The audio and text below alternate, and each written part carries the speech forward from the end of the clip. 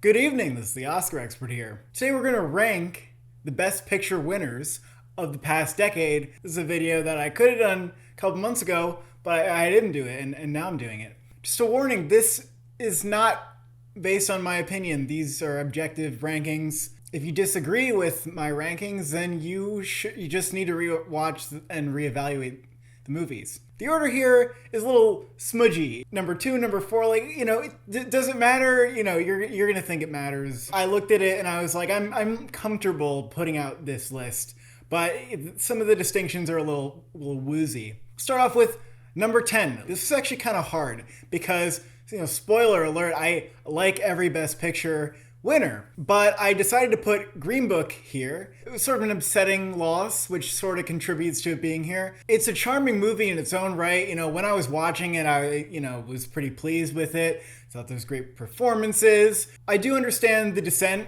saying that this movie is worthy of Best Picture is weird. 2018 was definitely one of the weaker years of the Oscars for movies. I guess if it were up to me, I thought The Favorite was my favorite out of these. Roma, while I didn't enjoy it as much, I thought that made more sense to give Best Picture. I also liked Black Klansman and Vice a little more. So it definitely wasn't the best nominee. They had better choices, and that's why this is least favorite out of the list. Number 9 is The Artist. Since 2011, has anybody talked about this movie?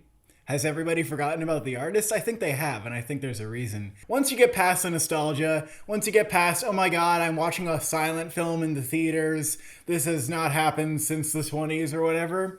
Once you get past it, there's not much here. It's just a nice trip down old classic Hollywood lane, albeit very well done. Jean Dujardin, Bernice Bejo, hats off to him. Music, cinematography, great. Getting nominated for Best Picture, fine with me. But giving it Best Picture, it just doesn't have a legacy like some of the other movies here. And on top of that, this was a pretty good year for movies. Descendants, Moneyball, Hugo, The Tree of Life. So there were a lot of really good movies here that unfortunately couldn't take this prize because The Artist just charmed them too much. It was so baity they couldn't resist. Number 8, The King's Speech. Kind of similar to the other movies below it. The King's Speech is, it was charming while it's on. I enjoyed it. The acting's great. The writing's sharp. It's well made technically. I think that Tom Hooper actually, sometimes goes a little undercredited for his visual style. Even Cats looked interesting visually.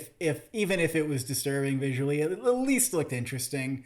He may have gone off the deep end, but The King's Speech, he deserved a director nomination. That could have been much more blandly done, and he added some flair to it, so I appreciate that. I fall for the Oscar bait a little bit, folks. I do. This was heartfelt. It was well made. If you're a 60-year-old Academy member, you're just going to be like, oh, and you're going to love the movie and you're going to vote for it. I still don't understand why The Social Network couldn't have won. All of you watching this video, you all agree The Social Network should have won Best Picture. And this was another year that was pretty solid for movies. I mean, Black Swan, 127 Hours, Inception, Toy Story 3 are some movies that I like better than The King's Speech. I still have yet to see Winter's Bone and Kids Are All Right. That's going to change soon. And then I just went to, the charming and safe pick. I'm less excited when they go for the safe stuff. I don't like it as much. At 7, we have Argo, the legendary Ben Affleck director snub Best Picture winner. Another movie that kind of like The Artist, you don't really remember it that much. It's not in the conversation for what the best movies of the decade are. But we can't say that this is not a very well-made, thrilling movie that has a surprising amount of heart in the end. The editing win was totally deserved for this movie. It was funny and thrilling, and it was a real good time. It had that political edge that the Oscars even though it didn't actually really make much of a statement except for, being kind of rah-rah. So Argo was a very good movie, but again, not the best movie out of the nominees. Amour, Beasts of the Southern Wild, Life of Pi are some of my favorites among here, and even, Silver Linings Playbook, Zero Dark 30 are movies that I think are really good. So Argo is sort of in the middle of that bunch. Number 6, Spotlight. Spotlight is an excellent film about investigative journalism. It is eye-opening, and it does a great job of celebrating its heroes, compelling performances, great writing. I think it's the first movie on this list that I think holds up to an extent by the end of the decade. While it appeals to Oscar sensibilities and isn't necessarily a big risk taker, it is one of the better celebrations of journalism that film has ever produced. And I think it does a good job of never over dramatizing itself. I appreciate the restraint of the movie, and I think that the restraint adds to the power. I think it was a very well done movie. And while it does hold up to like end of the decade discussion, it's not a movie that I would personally consider one of the decade's best, but it is a movie that I really liked and I really appreciated. And also not the best year at the Oscars here. The only movie out of this bunch that I could confidently say that I liked more was The Big Short. You know, they did a pretty good job picking one of the standouts in the lineup. And at number 5, it is The Shape of Water. You know, from here up are movies that I think are 10 out of 10, folks. 10 out of 10. You know, I know a lot of people don't love The Shape of Water, but this movie really filled my heart up while watching it. Not only was like the production design and the cinematography just magical and transporting, Sally Hawkins, the way that she communicates, obviously without dialogue, was like so captivating. The whole like water fluidity thing symbolizing love, it's deeply felt in this movie. This movie definitely communicates through the emotions. Guillermo del Toro's direction, it was just a feast and it was magical, and everything that he did technically went right through you like water. This was also a great year for movies. Get Out, Phantom Thread, Lady Bird, Dunkirk, Call Me By Your Name. Like, what are you gonna do with this lineup? We don't get lineups that great that often. They snub I, Tonya and The Florida Project and still end up with a great lineup. I wouldn't necessarily call The Shape of Water my very favorite of the nominees, but I still think that we can't underestimate that Shape of Water has a timely message. I think it does capture something about the way that we view love in 2017 or whenever. Number 4, Birdman. This is what we're talking about when we say, like, we want the Oscars to take risks and pick some ballsy shit. This movie is just a singular beast. The one take thing that they did was not just a gimmick, because the movie really operates on a lot of other levels. It's about like celebrity and art and performance and identity. It's just kind of jam-packed with these ideas that you can sort of dissect. And I think that every time you watch it, you can take away something a little different. Interestingly, in the time since this movie has been released, there hasn't really been a sort of one interpretation that has fallen onto it. Like, for example, 2001: A Space Odyssey is a movie that you can kind of look up the general interpretation of like what the monolith does and evolution of species and stuff. You could argue that because it's hard to find just one, that the movie is unsure of what it's saying. I think Birdman serves to blur the lines and just asks you about like where those lines are drawn. I don't think that it is a movie that exists to give you answers, but that's kind of what makes it fascinating. And on top of that, like the cinematography, all the performances, the score, it's bonkers, it's nutty, you know, it's sort of pretentious, but it's also self-aware about being pretentious, and it's about its own pretentiousness. Like I said, it's a beast of a movie, and I'm glad that the Oscars picked it. You know, they had other great choices. Boyhood was supposed to win, and, you know, that would have also been a really good choice.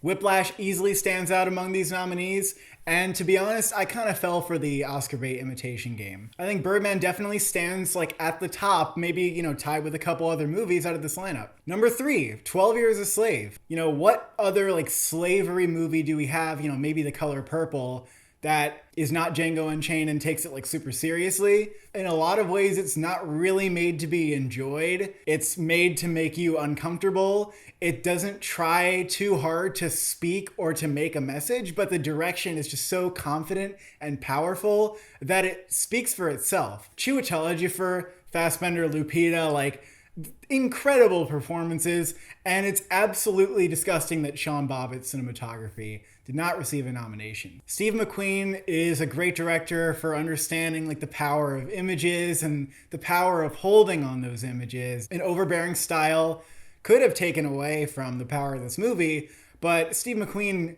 just knew exactly what he was doing with every shot. This is a necessary movie that confronts America's ugly history in a very ugly way. And it's devastating. It just feels right that this movie is kind of like the slavery movie now that you could possibly show in schools, something that is very important for anybody who lives in this country to experience. 2013, I think, was one of the best years for movies this decade, and we had freaking Captain Phillips, Gravity, Her, Wolf of Wall Street, like all in the same year. It was an incredible year for movies, and they did not pick an underwhelming one. Number 2, Moonlight. Barry Jenkins just coming out of nowhere, most people didn't even have him in their peripherals, comes to Toronto, completely blows everybody away. He has a way where he can just put 2 actors in a room and just create something like intense and emotional and powerful, quiet, restrained,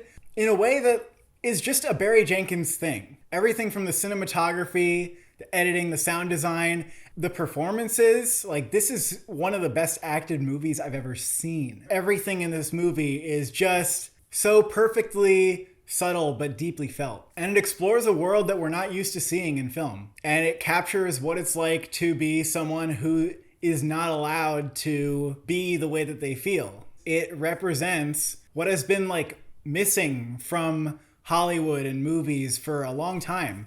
Not to say that there aren't movies that address similar issues, but Moonlight just captured them in a brilliant and beautiful way. It took melodramas to like a new level, I guess you could say. Little looks in this movie can get you, which is why it's so special and so amazing. 2016, I think, was one of the best years for movies this decade. Obviously, Moonlight beat La La Land, which would have been a great Best Picture anyway. Arrival, which is, one of my faves. Some great movies in this lineup, but, them giving it to Moonlight kind of changed the game, too, because it proved anything could win Best Picture. Like, this little tiny micro-budget thing that doesn't conform to Oscar bait and doesn't win precursors could still win Best Picture. Pretty amazing. And I obviously have to extend that amazement to the Academy's decision to pick the number 1 film on this list, Parasite. And I'm not going to say that this is like by far number 1. I know that this movie has been incessantly hyped up by the Twitterverse and Letterboxd and all that. But, I'm on the train. I'm on the train. Like, I can't deny that this is satisfying in all the right ways.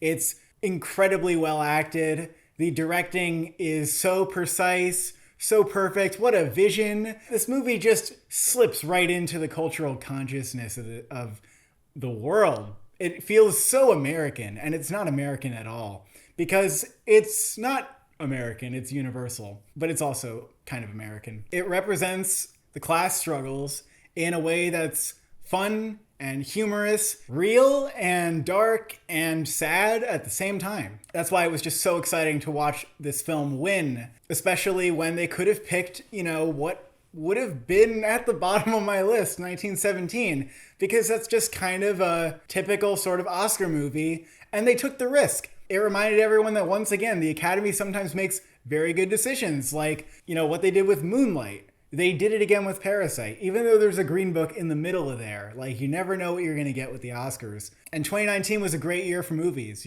Marriage Story, Little Women, Irishman. Like, it was a solid lineup. And they picked what is easily one of the greatest in there. Like, everybody just watched Parasite and they were like, yep, even though this is bonkers, like, this is the world we live in. It is insanity and it is accurate to reality. How do you pull that off? So that is my opinion on, the rankage of the last decade in Best Picture nominees. Thank you for watching. Thank you for subscribing. What's your Best Picture of you?